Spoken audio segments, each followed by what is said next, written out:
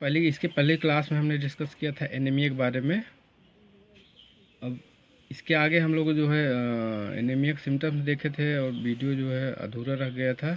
तो नेक्स्ट हमारा टॉपिक है एनीमिया। एनीमिया टाइप्स जो है, एनीमिया टाइप्स में हमारा जो है बेस्ड ऑन द काजेज, काज के आधार पर हमारा होता है। पहला है आयरन डिफिशिएंसी एनीमिया, जिसको माइक्रोसाइटिक एनीमिया कहते हैं। दूसरा है मेगालोब्लास्टिक एनीमिया। पहला है माइक्रोसाइटिक एनीमिया, माने आयरन डिफिशिएंसी में आयरन कमी हो जाती है। दूसरा मेगालोब्लास्टिक है। मेगालोब्लास्टिक एनीमिया होता है विटामिन B12 और फोलिक एसिड की कमी के कारण होता है, डिफिशिएंसी के कारण होता है। थर्ड है पर्नीशियस एनीमिया। पर्नीशियस एनीमिया जो होता है ये commonest form of the vitamin B12 deficiency. Vitamin B12 deficiency का सबसे कॉमन है ये पर्नीशियस एनीमिया।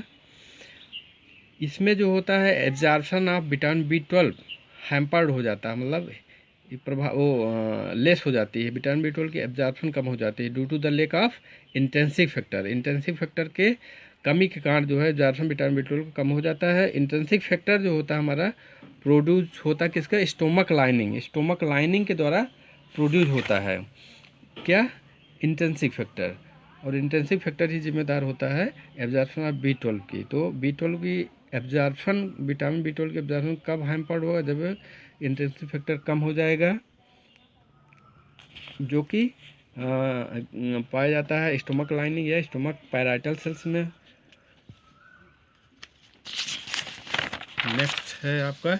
नेक्स्ट है फोर्थ है आपको hypoplastic and aplastic anaemia. Hypoplastic and aplastic both are bone marrow related disease, दोनों बोन मैरो से रिलेटेड डिसीज है, ठीक है। Hypoplastic and aplastic. पहले हाइपोप्लास्टिक में क्या होता है, हाइपो मीन्स होता है कम। हाइपोप्लास्टिक में क्या होता है, decrease bone marrow production due to decrease bone marrow function. इसमें बोन मैरो का प्रोडक्शन क्या हो जाता है, कम हो जाता है, मतलब का आरबीसी का प्रोडक्शन क्या हो जाता, वो कम हो जाता है। क्यों, क्योंकि बोन मैरो का फंक्शनिंग जो होती है इसकी प्रभावित हो जाती है, कम हो जाती है। और दूसरा है ए प्लास्टिक एनीमिया। ए प्लास्टिक में क्या होता है, डिस्ट्रक्शन ऑफ बोन मैरो। इसमें बोन मैरो किसी फिजियोलॉजिकल चेंजेस के कारण जो होता है डिस्ट्रक्शन हो जाता है, वो नष्ट हो जाती हैं, इस कारण होता है। नेक्स्ट है फिफ्थ है हीमोलाइटिक एनीमिया। हीमोलाइटिक जिसका इसका लाइटिक मीन्स होता है टूटना, हीमो मीन्स होता है हीमोग्लोबिन, मीन्स आरबीसी, हीमोग्लोबिन या आरबीसी। हीमोग्लोबिन क्या बनती है, आरबीसी, जो रेड, जिसको हम बोलते हैं रेड ब्लड सेल्स।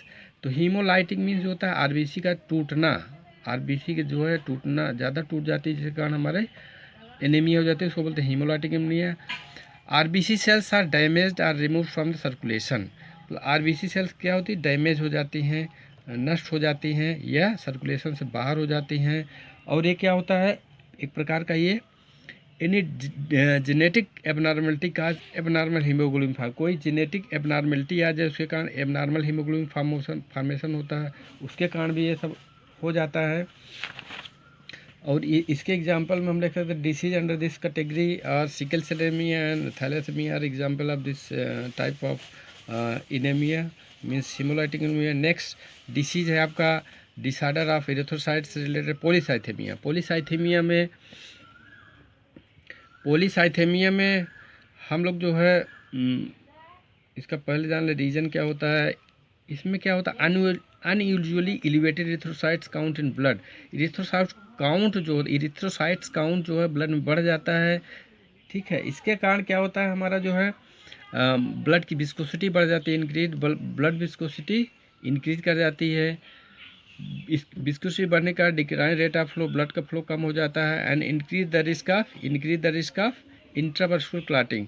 इंट्रावर्सकुलर हमारे वेसल्स में क्लॉटिंग होने के चांसेस हो जाते हैं, इस्केमिया हो जाती है, ऑक्सीजन कमी हो जाती है, इन्फेक्शन, यहाँ तक कि आपका हार्ट अटैक भी हो सकता है। और टाइप्स के बारे में हम जान लें, पॉलीसाइथेमिया कितने बार मेनली जो दो प्रकार का होता है, एक प्राइमरी पॉलीसाइथेमिया और दूसरा होता है सेकेंडरी पॉलीसाइथेमिया। और सेकेंडरी पॉलीसाइथेमिया में हमारा होता है एक फिजियोलॉजिकल पॉलीसाइथेमिया, एक दूसरा होता है पैथोलॉजिकल पॉलीसाइथेमिया। तो प्राइमरी पॉलीसाइथेमिया जो होता है ये, इसमें क्या होता है, नंबर ऑफ आरबीसी इंक्रीजेज। ये इसमें क्या पॉलीसाइथेमिया, पॉली मीन्स होता है बहुत, साइथेमिया पोली से रिलेटेड मतलब कि आरबीसी से रिलेटेड हम पढ़ ही रहे हैं, एरिथ्रोसाइट, पोली मीन्स ज़्यादा, बहुसंख्या में। तो प्राइमरी पॉलीसाइथेमिया में क्या होता है, नंबर ऑफ आरबीसी इंक्रीज कर जाती है, आरबीसी इंक्रीज है मोर देन 7 to 8 मिलियन पर मिलीमीटर क्यूब, 7 से 8 मिलियन पर मिलीमीटर क्यूब हो जाती है। इसमें हम पढ़ेंगे सेकेंडरी पॉलीसाइथेमिया। सेकेंडरी पॉलीसाइथेमिया में हमने बताया था कि दो प्रकार की होती हैं, एक फिजियोलॉजिकल होता है, एक पैथोलॉजिकल होता है। फिजियोलॉजिकल जो होती है ये इसका कारण क्या होता है, जैसे कि हम जब फिजियोलॉजिकल में क्या होता है, जब हम सी लेवल से जो है हाई एल्टीट्यूड में माइग्रेट करते हैं, मतलब पहाड़ी इलाके में या ऊंचाई पर रहने लगते हैं, उस समय क्या हो जाता है, पार्शियल प्रेशर जो होता है ऑक्सीजन का कम हो जाता है हाई एल्टीट्यूड पे। ठीक है, जब हम सी लेवल से हाई एल्टीट्यूड पे जाते हैं ऊंचाई पे, तो वहाँ पे ऑक्सीजन क्या होता है, पार्शियल प्रेशर कम हो जाता है, माने ऑक्सीजन की कमी हो जाती है, जिसको बोलते हैं hypoxia, decrease in oxygen concentration. इस हाइपॉक्सिया का कारण क्या होता है, हाइपॉक्सिया के कारण मतलब ऑक्सीजन की कमी के कारण क्या होता है, हमारे बॉडी में जो इरिथ्रोपोइटिन हार्मोन होता है वो जो होता है क्या हो जाता है, स्टिमुलेट हो जाता है। वो स्टिमुलेट हो जाता है तो उससे क्या होता है, रेड ब्लड सेल्स की फॉर्मेशन बढ़ जाती है, और उसके कारण जो होता है हमारा फिजियोलॉजिकल पॉलीसाइथेमिया हो जाता है।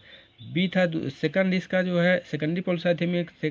दूसरा है पैथोलॉजिकल। पैथोलॉजिकल मीन्स होता है जब फिजियोलॉजिकल कंडीशन, फिजियोलॉजिकल पॉलीसाइथेमिया बहुत समय तक रहता है, तो ये कंडीशन दूसरी बनती है, उसको बोलो pathological. Pathological it is caused by the chronic hypoxia. जब हाइपॉक्सिया कंडीशन बहुत लंबे समय तक रहती है, ऑक्सीजन की कमी, तो ये रिजल्ट इसका रिजल्ट ये होता है कि हमको लंग डिसीज हो जाता है या कार्डियक फेलोर, लंग्स डिसीज हो जाती है, जिससे हमारे ऑक्सीजन बॉडी में सप्लाई कम हो जाती है, और कार्डियक फेल्योर भी हो सकता है। इसमें जो होता है कार्डियक फेल्योर भी हो जाता है। ये हो गया पैथोलॉजिकल। नेक्स्ट हमारा है डिसऑर्डर्स ऑफ ल्यूकोसाइट। दूसरा हमारा है ल्यूकोसाइट, और डिसीज़ का क्रम में हम जो तीसरी डिसीज़ पढ़ेंगे ल्यूकोसाइटोसिस। ल्यूकोसाइटोसिस क्या है, number of circulating WBC increases.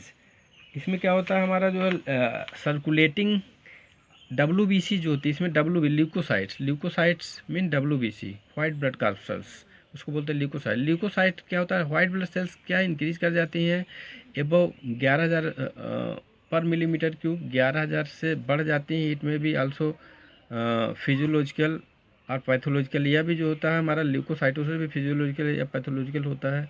दोनों कंडीशन फिजियोलॉजिकल डिफेक्ट के कारण भी होता है और पैथोलॉजिकल भी होता है। इसके बाद जो है हम ल्यूकोसाइटोसिस में हम ये जान लें कि ल्यूकोसाइटोसिस किस किस कंडीशन में होता है।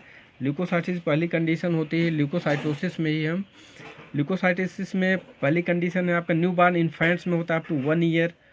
और दूसरा होता है मस्कुलर एक्सरसाइज केस में जो होता है हमारा ये जो होता है ल्यूकोसाइटोसिस। तीसरा प्रेगनेंसी केस में हो जाता है। और फोर्थ है exposure to very low temperature, और अगर लो टेम्परेचर में बहुत दिन तक रहते हैं उसके कारण भी हमारा डब्ल्यूसी बढ़ जाती हैं, उस कारण भी ल्यूकोसाइटोसिस होती है। मेंटल स्ट्रेस और इमोशनल स्ट्रेस, मानसिक तनाव केस में और भावनात्मक तनाव केस में भी हो जाता है। पार्चुरेशन केस में हो जाता है, मतलब प्रसव के समय भी जो होते हैं हमारे ल्यूकोसाइटोसिस जो होती हैं, मतलब वाइट ब्लड सेल्स बढ़ जाती है, उसको उस केस में ल्यूकोसाइटोसिस हो जाती है। नेक्स्ट है डिसीज के क्रम हमारा फोर्थ है, और ये भी जो है ल्यूकोसाइट का है, ल्यूकोपेनिया। ल्यूकोपेनिया में क्या हो जाता है कि number of white blood cells increases, leucopenia में क्या होता है, डिक्रीज कर जाता है। ल्यूकोसाइटोसिस उल्टा होता है, इसमें ल्यूकोपेनिया में जो होता है नंबर ऑफ डब्ल्यूबीसी डिक्रीज कर जाते हैं, डिक्रीजेज बिलो 400 पर मिलीमीटर क्यूब ऑफ ब्लड, 400 से कम हो जाती हैं। उसके बाद ये जो होता है फिजियोलॉजिकल ल्यूकेमिया और पैथोलॉजिकल ल्यूकेमिया। फिजियोलॉजिकल ल्यूकेमिया जो होता है इनफ्रीक्वेंट होता है, बहुत कम होता है। पैथोलॉजिकल ज़्यादातर केस में पैथोलॉजिकल होता है। और किस कारण होता है, इसमें पहला कारण तो है हमारा पैथोलॉजिकल में पैथोलॉजिकल ही होता है। पैथोलॉजिकल में पहला कारण होता है infection by non pyrogenic bacteria, typhoid fever case में नॉन पायरोजेनिक बैक्टीरिया जैसे टाइफाइड फीवर केस में होता है। दूसरा है इरेडिएशन बाई गामा रेज। और थर्ड है आपका जो है drugs and chemicals containing benzene, जो भी ड्रग्स और केमिकल्स होते हैं जो बेंजीन कंटेन करते हैं उसके कारण हो जाता है। Replacement of bone marrow in neoplastic states, जब बोन मैरो का न्यू प्लास्टिक स्टेम माने ब्लड कैंसर के में ब्लड बोन मैरो ट्रांसप्लांटेशन होता है, उस केस में भी ल्यूकोपेनिया हो जाता है। थैंक्स। अगला नेक्स्ट वीडियो में।